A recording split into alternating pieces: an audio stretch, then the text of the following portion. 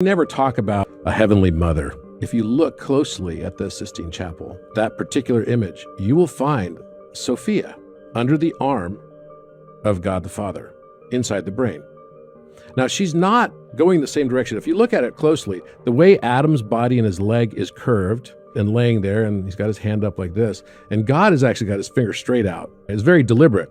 Adam is like kind of like looking away and not really fully paying attention. Maybe there's something there, maybe I'm not fully aware of it. But the way his leg is curved is matching the way that God's body and leg is curved also, as a mirror reflection. You'll see that. But you'll also see Sophia, this younger woman. He's got this white hair and everything, and Sophia's like this beautiful woman. He's got his arm around her.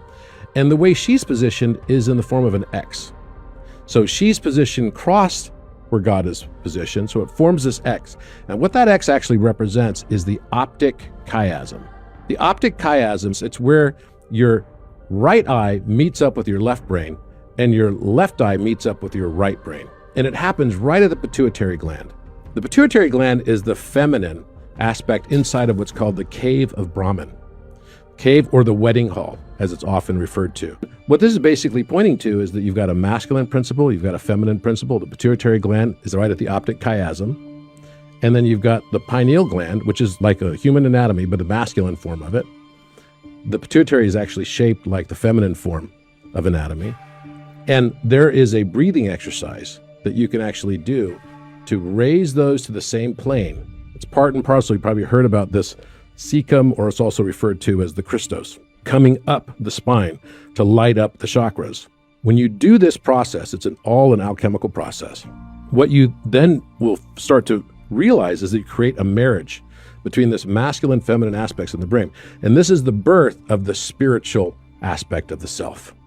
That's why it's also called the womb, not only the cave of Brahman, but it's shaped just like a womb. If you look at a view of it as a photograph, the thalamus is shaped just like the womb is shaped. And inside that, there's a little walnut-shaped thing that's right at the top, coming right up the Sushumna, right? So you've got the Ida Pingala, the masculine form, the feminine form, these two snakes creating the staff of Hermes. And right at the top of that is this thalamus. And this thalamus becomes a new entry doorway for the initiate to then be able to experience Shambhala. You'll find this across many, many different esoteric teachings.